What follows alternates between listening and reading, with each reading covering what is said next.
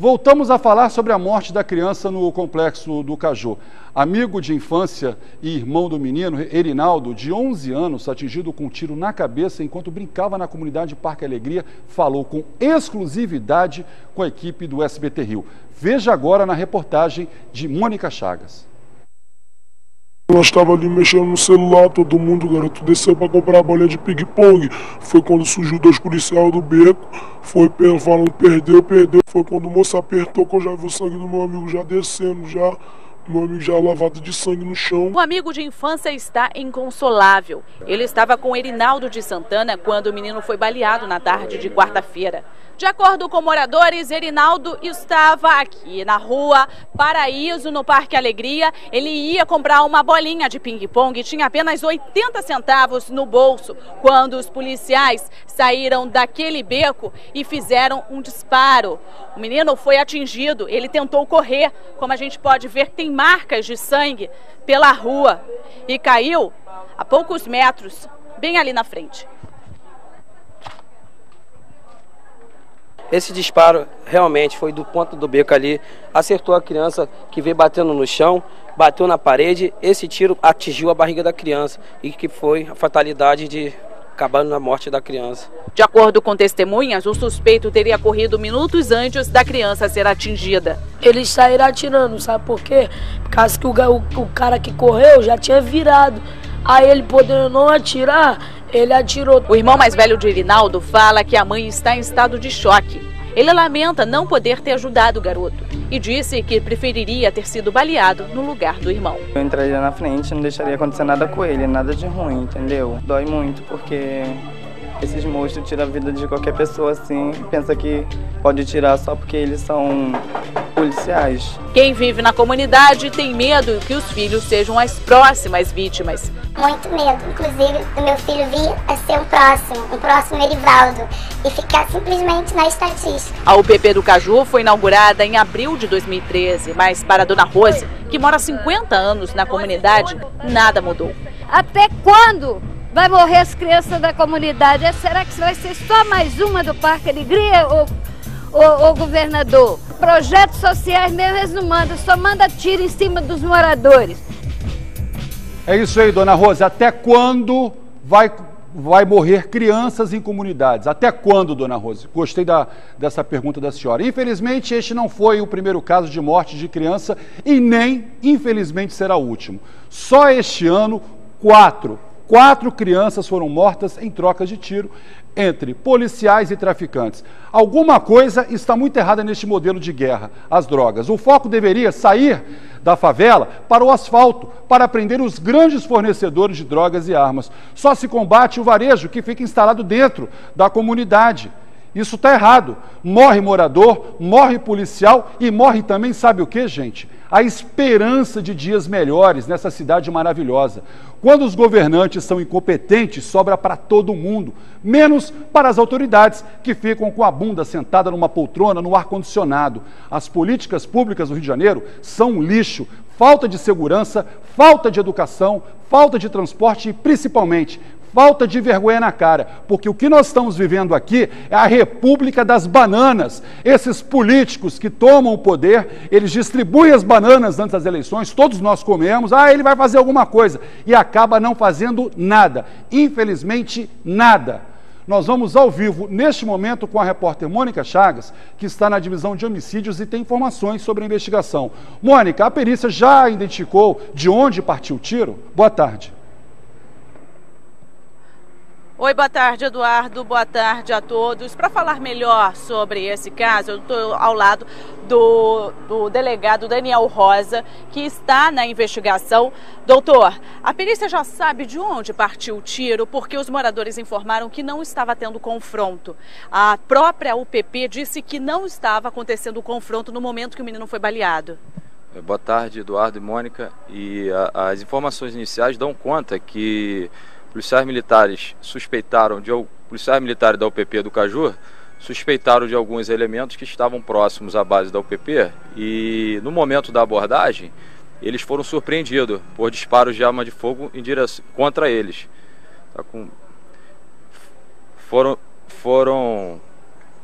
Oi, Eduardo? Não, pode continuar a entrevista, Mônica, pode continuar. O delegado pode continuar falando. Por favor, doutor Daniel. Então, a gente volta aqui com o delegado. O doutor, prossiga. Então, as informações iniciais, elas dão conta que policiais militares da UPP do Caju, no momento da abordagem a um grupo suspeito naquela localidade, foram surpreendidos por ataques de arma de fogo. Então, de imediato, eles revidaram e, posteriormente, houve a notícia desse menino baleado próximo daquela localidade ali. Mas já sabe de onde partiu esse tiro? Se foi da polícia mesmo ou se foi dos criminosos? No momento, essa informação ela será esclarecida e afirmada no decorrer da investigação. A investigação ela se iniciou assim que o fato chegou ao nosso conhecimento, a perícia de local foi realizada, as evidências foram colhidas e as armas dos policiais também foram apreendidas. Elas serão submetidas a um confronto balístico. Essa diligência é que vai nos permitir saber se de fato aquele tiro que atingiu o garoto partiu dos policiais militares ou de outras pessoas. As armas já foram recolhidas, né? Sim, nós trabalhamos com um protocolo de atuação e um deles é esse. É recolher a arma de todas as pessoas que estão envolvidas naquele confronto para um posterior perícia de confronto balístico. Ô Mônica, inicialmente até o comando da UPP havia informado que não tinha tido troca de tiros entre policiais e traficantes. Agora existe essa possibilidade. O delegado, ele já conseguiu essa informação diretamente do comando? Existiu ou não existiu uma troca de tiros? A gente, assim que tomamos conhecimento, as pessoas envolvidas nesse caso foram trazidas até a divisão de homicídio. Então, houve de fato esse confronto. Teve um confronto e, em decorrência desse confronto entre policiais e criminosos, essa vítima foi atingida. Ok.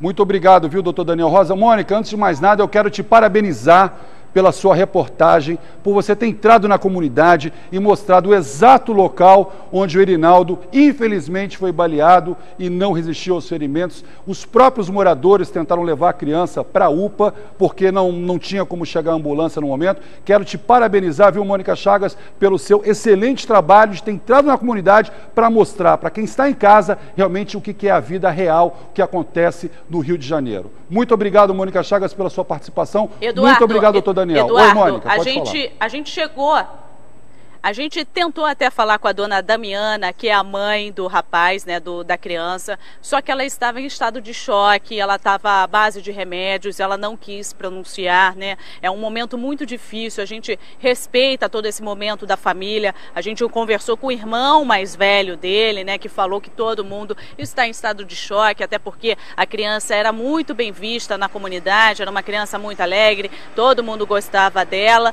A gente foi até onde ele morava, mas por uma questão de segurança, a gente não filmou o local onde ele morava com mais 3 irmãos e com a mãe e com o padrasto, Eduardo. Mas parabéns pelo seu trabalho, Mônica, parabéns. Esse é o jornalismo verdadeiro que a gente faz aqui no SBT, tá certo? E eu recebo aqui no estúdio o ex-comandante-geral da PM, Coronel Ubirata Ângelo, coronel há décadas. Nós vemos a repetição do mesmo filme, do mesmo enredo, né? Só mudam os personagens, não chegou a hora de dar uma mudança nesse modelo de segurança pública aqui no Rio de Janeiro? Como é que fica essa situação, coronel? Muito prazer em tê-lo aqui em nossos estúdios. Prazer estar com você, Eduardo, prazer estar aqui no SBT. E eu queria aqui começar, primeiro mandando uma palavra que não, muito embora possa não confortar, mas o objetivo é dizer do nosso carinho, nossa solidariedade com a família desse garoto. Essa, né? Porque o grande problema foi a morte do menino. Esse foi o problema irreparável. E enquanto o senhor está falando, a gente está mostrando as imagens do absurdo da praça de guerra que virou a Avenida Brasil. Exatamente. Então, o que é irreparável, não passível de conserto, é a morte desse menino, né? Que era lugar de criança, na escola, brincando. Não sei se ele estava na escola ou se ele... Ele estava brincando. Não, se ele estava na escola, se ele estava na escola, segundo a família, estava acompanhar, né? E tem informações controvertidas, tem gente que diz que ele estava fora da escola já há mais de um mês. Mas o que acontece, pontos fundamentais. Você tocou num ponto que eu achei fundamental, que é a consequência da guerra às drogas. Isso aí é uma consequência da percepção de guerra às drogas, de se atacar. Pontos que eu gostaria de esclarecer. Desde ontem eu fiz contato com a polícia, porque a gente, embora já fora da polícia, a polícia não sai da gente, Eduardo. Não tem como. E todos os depoimentos que eu ouvi, que eu percebi da área da UPP, é que não houve operação, não necessariamente que não houve confronto. eu vi a comandante da UPP, a major, e as informações é que não houve operação. Não era uma operação, diferentemente de hoje. Você vê, porque uma operação hoje tem sido feita bem planejada. A operação feita no Complexo da Penha teve consequências positivas, como disse o delegado e o major que falou naquele momento.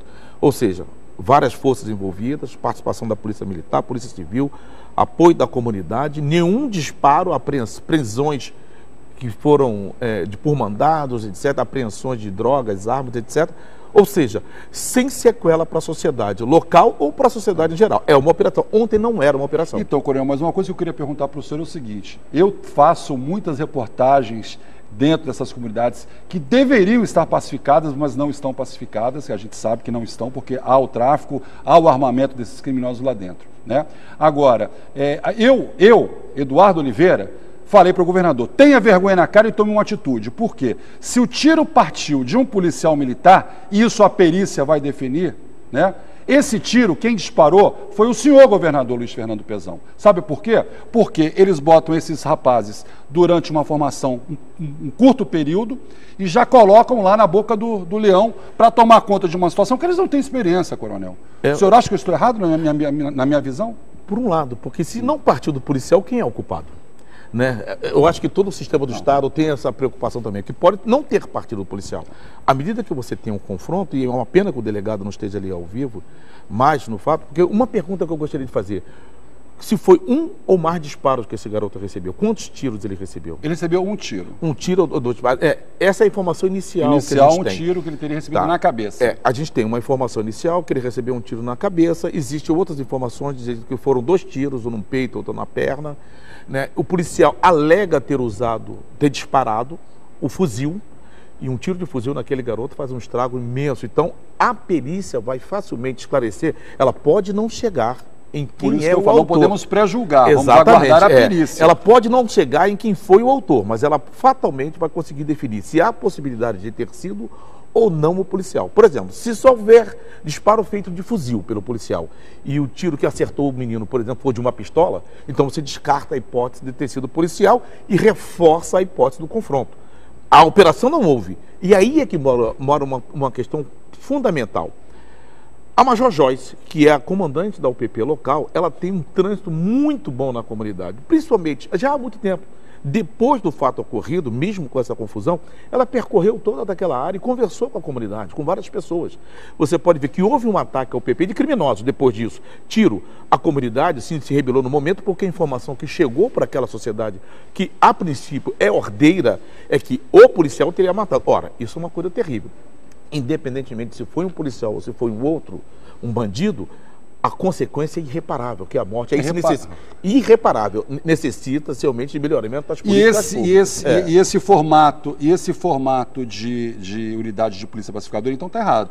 Tem que melhorar de alguma forma, porque se existe polícia dentro da comunidade, não deveria ter criminosos, Coronel. Não é bem verdade. Não é bem verdade. Mas num pequeno espaço... Não concordo com essa tua hipótese, não. Se existe polícia numa sociedade, não é que não tenha que ter criminosos. A questão é, por que começou o confronto? Porque quem começou o confronto? Eu parto da seguinte hipótese. O que eu posso achar, e a gente tem batalhado sobre isso, e o comando da polícia também, é que o papel fundamental da unidade de polícia pacificadora naqueles espaços é evitar a violência, evitar o confronto, evitar o problema. Aí sim. Coronel, no complexo, e não é a questão da droga. Coronel, no Complexo da Penha, você tem policial militar de um lado e a 100 metros traficantes na rua 8 ou na rua 7, ou quer que seja na rua, olhando para os policiais, brincando e ameaçando. Como é que pode isso? Isso é uma comunidade pacificada? Não é que... eu vou conversar para você da seguinte maneira. Eles têm medo de chegar até essa rua? Se você chegar na Zona Sul, também tem policiais e traficantes. Né? Armados de fuzil?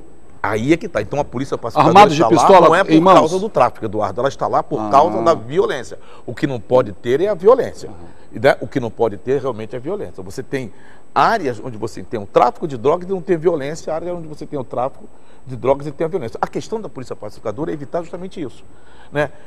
E por isso ela está naquele local e deve estar esclarecido quem começou esse confronto. Se foi o policial ou o criminoso, independentemente de quem foi. A consequência é trágica e irreparável.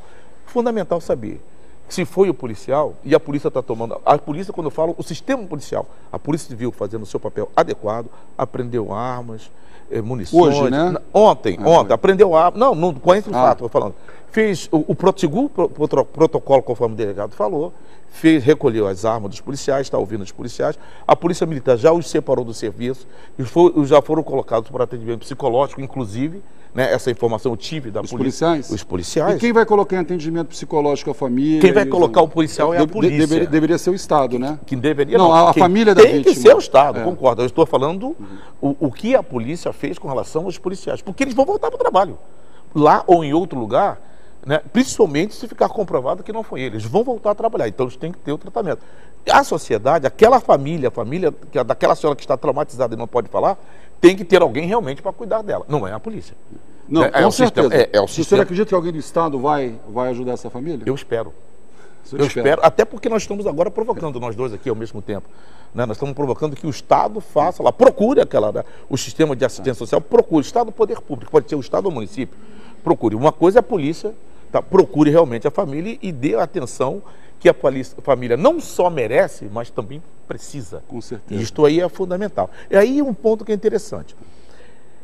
Naquela comunidade, nós tivemos, não tem muito tempo, já no comando da Major Joyce, a morte da Dona Maria, que no primeiro momento falaram que foi a polícia. E a própria UPP descobriu que foi o Schmidt, ajudou a descobrir, e daí então a relação polícia e comunidade lá tem sido boa. Esse episódio, espero que não seja policial para que volte a ter relação à comunidade e à polícia. Coronel Biratã, muito obrigado pela sua participação aqui no SBT Rio. Eu que agradeço, parabéns pela reportagem. A gente vai convidá-lo mais uma vez. Só uma informação, o governo do estado informou que vai custear o enterro do Irinaldo. O governador Luiz Fernando Pezão disse que vai bancar aí o funeral e o enterro da criança. Agora eu só quero ver, governador, se o senhor vai lá no cemitério acompanhar o enterro dessa criança. Eu duvido que o senhor pise o seu pezão lá no cemitério onde essa criança vai ser enterrada.